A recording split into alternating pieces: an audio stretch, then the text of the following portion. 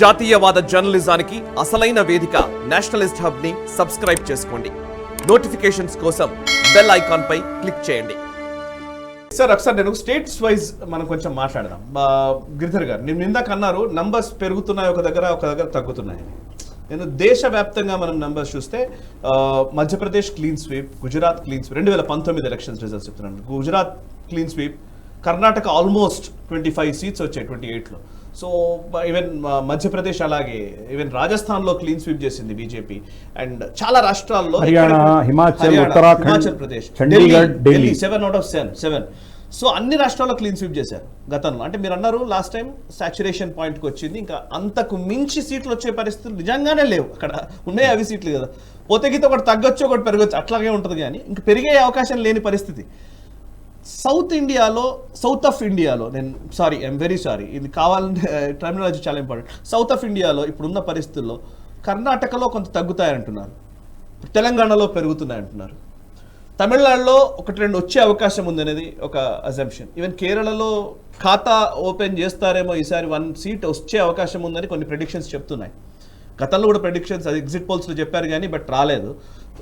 ఇప్పుడు నేను అడిగేది మిమ్మల్ని, 370 లేదా 400 సీట్లు అనే టార్గెట్ పెట్టుకోవడం వెనుక ఉద్దేశం ఏంటి? లేదా అంటే నిజానికి పెంచుకునే ప్రయత్నమా? మోదీ గారు అన్నట్టుగా తర్వాత ఏదో స్ట్రాటజీలో భాగమనే మనం అనుకోవాలా?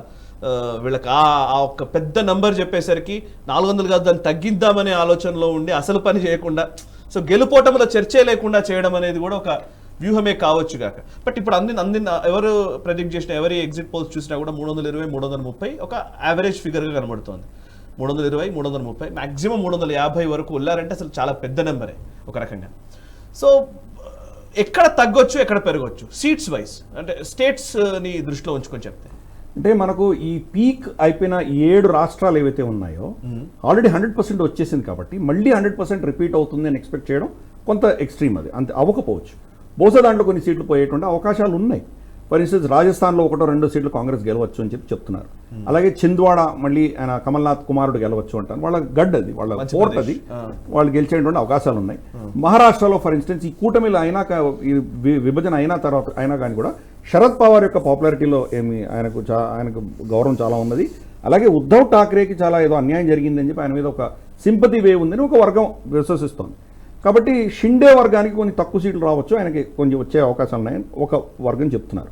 అలాగే హర్యానాలో కట్టర్ని తీసేసి లాస్ట్ మినిట్లో చేంజెస్ తీసుకురావడం, ఇటువంటి కొన్ని జరగడంతో అక్కడ కూడా బహుశా 2-3 సీట్లు పోయేటువంటి అవకాశం ఉంది అని అంటున్నారు.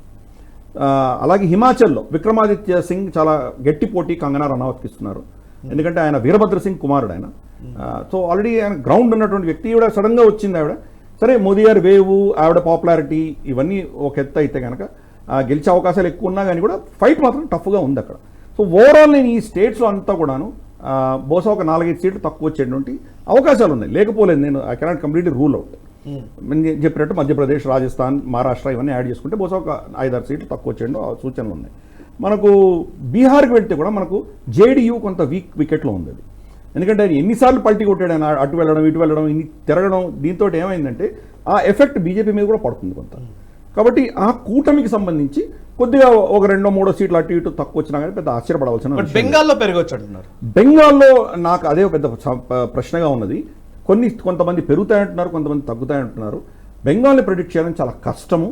ఎందుకంటే అక్కడ హైయెస్ట్ పోలింగ్ జరిగింది, రమారమి 70% పోలింగ్ జరిగింది ఆల్మోస్ట్ అన్ని ఫేజుల్లోనూ. అక్కడ కొన్ని ఫేజుల్లో 70 కంటే చాలా ఎక్కువ జరిగింది. అది ఇంత మ్యాక్సిమం పోలింగ్ జరుగుతుందంటే ఒక వర్గం పని కట్టుకొని ఓటేశారన్న దాంట్లో స్పష్టంగా అర్థమవుతున్నది మనకు. రెండవ విషయం ఏంటంటే ఆవిడ ఆల్రెడీ చాలా ఒక విధమైనటువంటి భయంకరమైన వాతావరణం అక్కడ ఉన్నది. అది వీళ్ళ మీద ఒక హింసని ప్రేరేపించి ఆవిడ అక్కడ చాలా అట్మాస్ఫియర్ అంతా విషేట్ చేసింది మనకు స్పష్టంగా అర్థమవుతుంది. సందేశ్ ఖాళీలో కూడా కేసులు పెట్టిన స్త్రీలు వాళ్ళ కేసులు విత్డ్రా చేసుకున్నారు. వాళ్ళని ఏళ్ళు పడితే మాకేం జరగలేదని చెప్తున్నారు. అంటే వాళ్ళ మీద ఎంత ఒత్తిడి ఉందో మనం చూడవచ్చు. రేపటి రోజు బీజేపీకి ఓటేస్తే కనుక మరి గతంలో బెంగాల్ స్టేట్ ఎలక్షన్స్ తర్వాత జరిగినటువంటి వైలెన్స్ అక్కడ రాదని వాళ్ళు గ్యారంటీ ఇవ్వలేరు. కాబట్టి ఈ భయంతో నిజంగా బీజేపీకి వాళ్ళు ఓపెన్గా వచ్చి ఓటు వేయగలరా అన్నది ఒక పెద్ద ప్రశ్న. ఎందుకంటే ఎలక్షన్ తర్వాత ఆవిడే చీఫ్ మినిస్టర్, ఆవిడ మరి ఎలా వీళ్ళ మీద ప్రవర్తిస్తుంది అనేది పెద్ద చెప్పలేము. కాబట్టి పెద్దగా ఎక్కువ వస్తాయని నేనేం భావించట్లేదు. 18 సీట్లు లాస్ట్ టైం వచ్చాయి. బహుశా అదే రేంజ్లో ఉండొచ్చు, 15 to 20 రేంజ్లోనే ఉంటుంది, అంతకంటే ఎక్కువ ఉండదు నేను అనుకుంటున్నాను. This is my estimation. అంతకంటే ఎక్కువ వచ్చాయంటే నిజంగా మనం బెంగాలీ ఓటర్లకి మనం అభినందన చెప్పాలి. ఎందుకంటే అంతటి వైలెన్స్ ఉన్నటువంటి వాతావరణంలో వాళ్ళు స్టిల్ వచ్చి ఓటు వేసి ఈమెను అంటే బీజేపీని గెలిపించాలా లేదా అనేది వేరే విషయమైనా ఈమెకు వ్యతిరేకంగా ఓటు వేయగలుగుతున్నారంటే నిజంగా మనం మెచ్చుకోవాల్సిన విషయం. ఓకే, ఒడిశాలో పెద్ద మార్పులు నాకేం కనిపించవు, బహుశా 2 సీట్లు పెరగచ్చు, అంతకంటే పెద్ద తేడా ఏం లేదు. గతంలో ఆల్రెడీ బీజేపీ చాలా నంబర్ 1 స్థానంలోనే ఉండింది, ఇప్పుడు కూడా అదే స్థానంలో ఉండబోతుంది. ఆంధ్రప్రదేశ్లో బహుశా 1-2 సీట్స్ వస్తాయి. తెలంగాణ ఆఫ్ కోర్స్ మనం అనుకున్నాం కదా, ఒక 3-4 సీట్లు పెరిగేటువంటి అవకాశం ఉన్నది. పాజిటివ్ ఫిగర్ మేబీ 5 దాకా వెళ్ళవచ్చు. కర్ణాటకలో తగ్గిన ఫిగర్స్ బహుశా తెలంగాణ పూడుస్తుంది. సో ఓవరాల్ చూస్తే కనుక మనకు పెద్ద మార్పు నాకేం కనిపించట్లేదు.